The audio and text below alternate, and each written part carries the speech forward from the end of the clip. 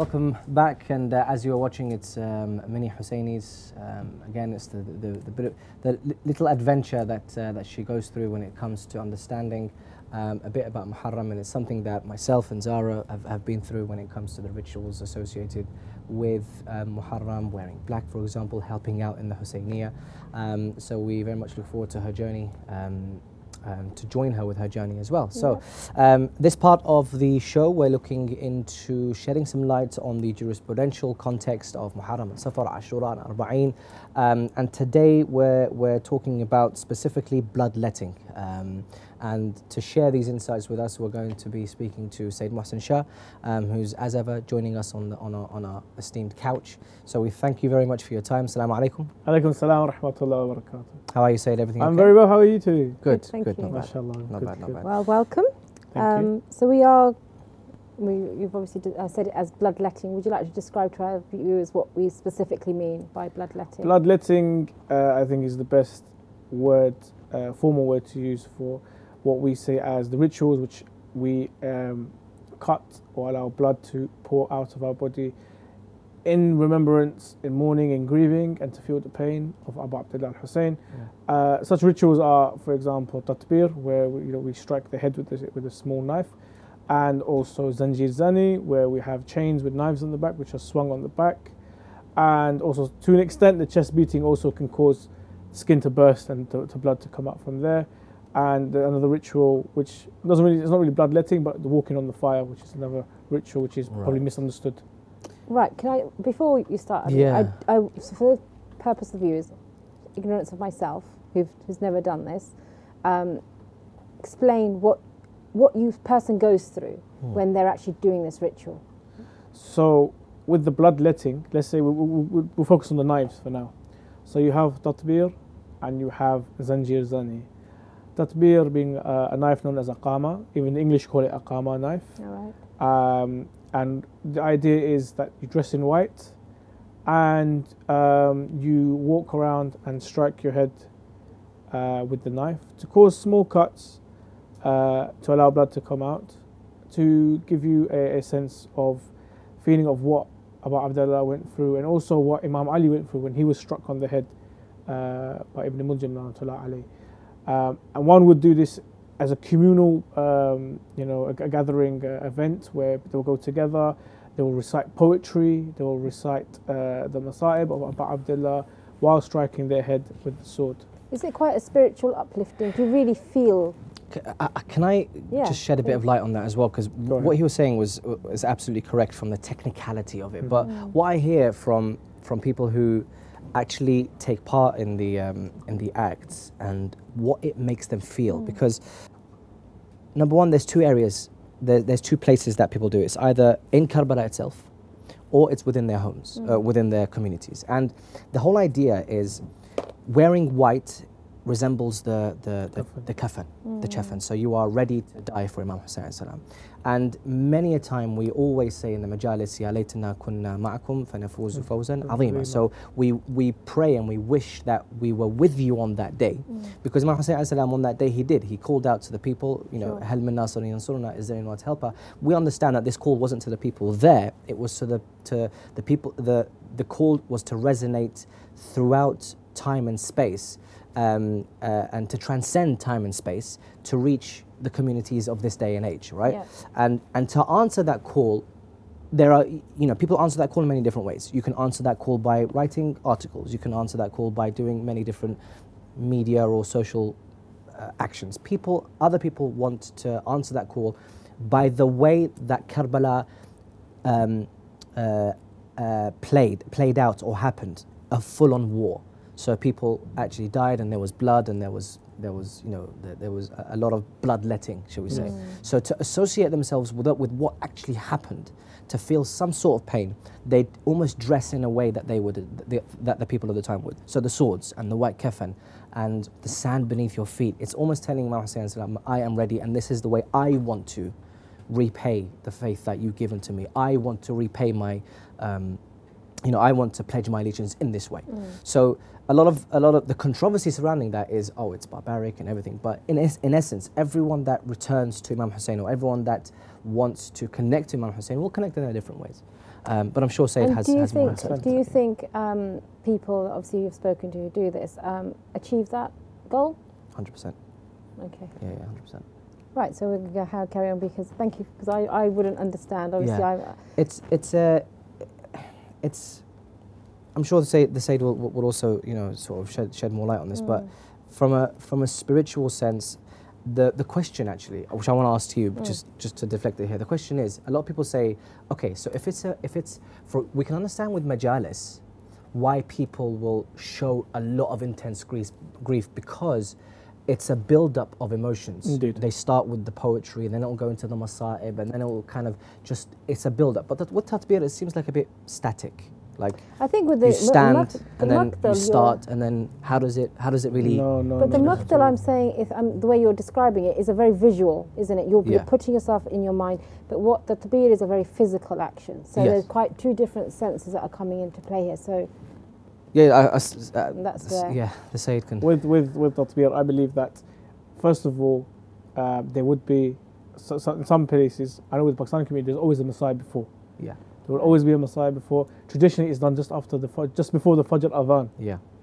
They have the Masa'ib, and then we have a specific Masa'ib for Ali Akbar, because he was known to be resemble Rasulullah sallallahu alaihi wasallam, even in the way he spoke. And that we have this thing called the Ali Akbar Adhan on Ashura. The Fajr Adhan is known as Ali Akbar's Adhan, because they said that when he recited the Adhan that Fajr morning, people thought Rasulullah had come back to life, because it resembled Rasulullah sallallahu alaihi wasallam so much. So we'll do that Adhan, and that's when the battle started, and that's when they will take out the chains or the qamat, and they will do it.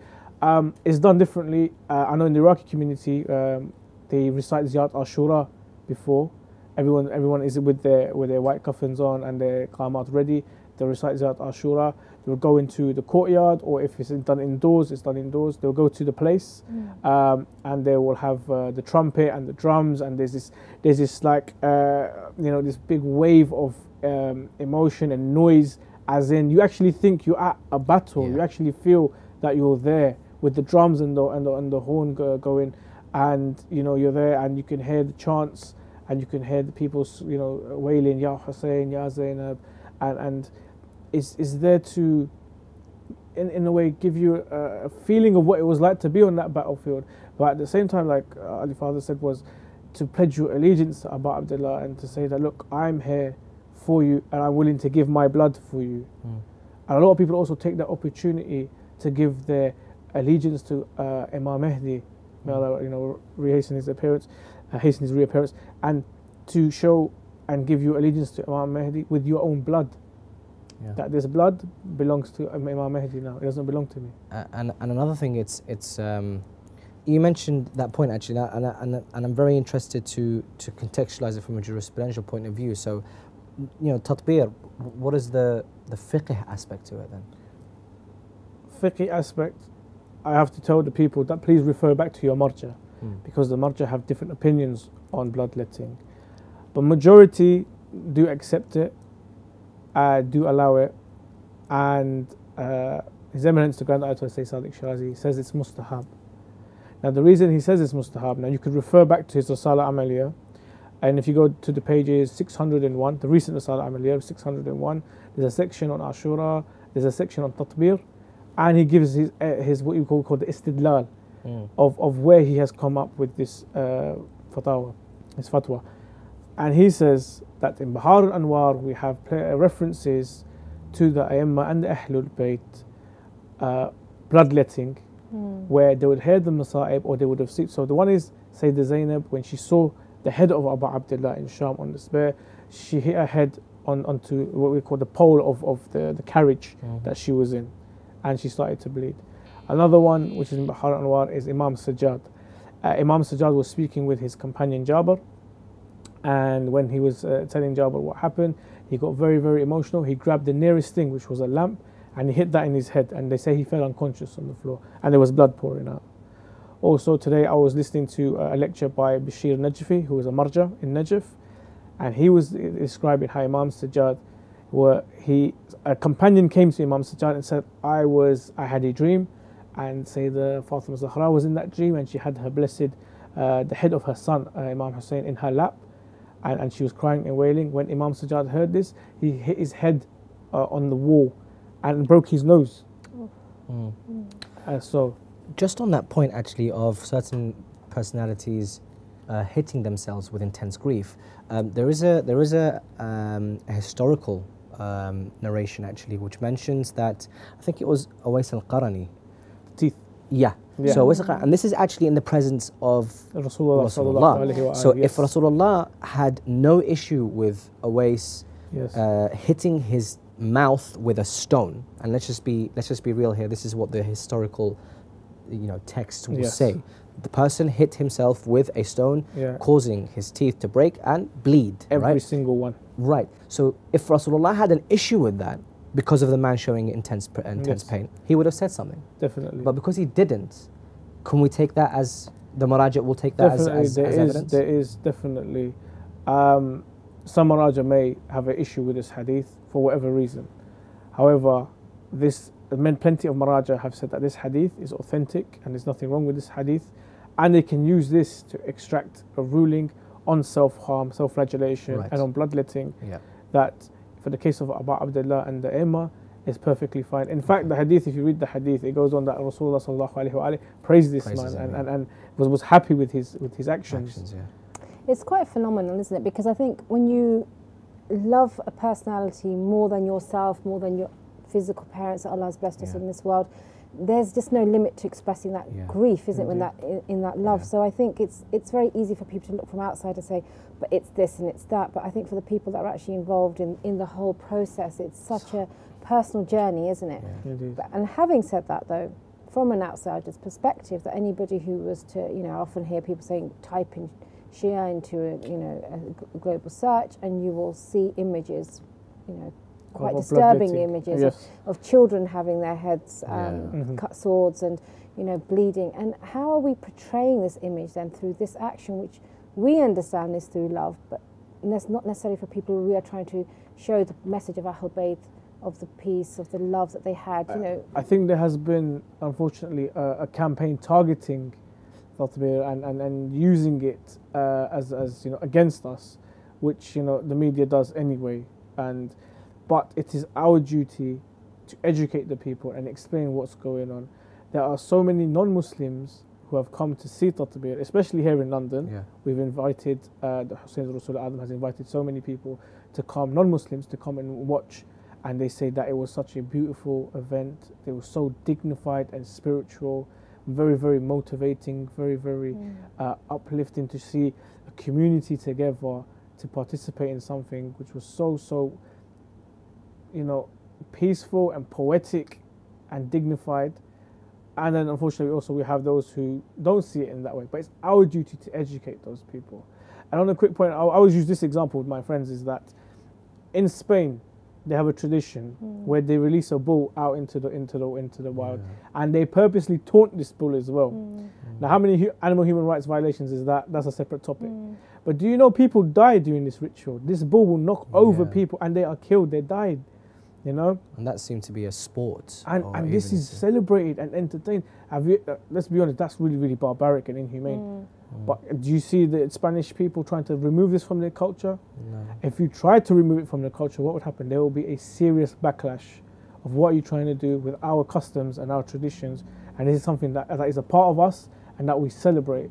Now, if the Spanish can do that, why can't us people who love Abu Abdullah do something similar? I think it's important for everyone to recall the actual core message here is of Ahl Bayt and commemorating. And while some of us may not practice this particular bloodletting, some do. We should always be respectful to other people's way of mourning. It's a personal journey, and if you don't agree with it, then you can give blood. There's different ways that everybody wants to participate. But I think the respect that you see, or the disrespect that becomes apparent in these lines is such a shame, because we are all followers of Ahl Bayt, and that's the message we should never forget, and never to really condemn somebody else because we personally don't agree with it. But thank you so much. I think we've come to the end. I was just going to add to that as well. It kind of goes, I think the main controversy just goes both ways. The people that don't appreciate or don't like or don't understand the act of tatbir or bloodletting, or even as a Dari as a whole, they're very quick to attack it and want to expose it, for example. And even on the flip side, those who do the act feel like they're on a moral high ground, and those who don't do the act are considered less Husseini. And that is the main issue, because those who don't do the act can do probably a million times more Husseini things than those that do the act. And it just goes back to what Zahra was saying. At the end of the day, it's all about the intention, and everyone connects back to Imam Hussein in their own way. So there's no point of me saying your way is the wrong way and my way is the right way. Essentially, everyone goes back to the Ahl Bayt themselves. And these nights are about really purifying yourself. And if we're going to sit on the moral high ground, whichever fence you want to sit on, and condemn others, we're defeating the purpose, aren't we? That we need to focus within, don't we, of what we do. But thank you. That's a educational topic, certainly for me. Thank you very much. Thank you so much for sharing your... Thank you so much for your time. Thank you for having me. Thank you very much. And with that, I think we've run out of time for today's show. It's been a great, informative show, as you've seen already. So we very much look forward to the remaining episodes, where we're looking to a lot more issues surrounding the jurisprudential context of Muharram and Safar. Of course, within the next episodes, we're also looking into different poetry aspects, different fiqh aspects, many Husseini, as well as many other parts of the show, which we very much welcome you to see. From myself and Zahra, thank you very much for watching. Wassalamu alaikum wa rahmatullahi wa barakatuh.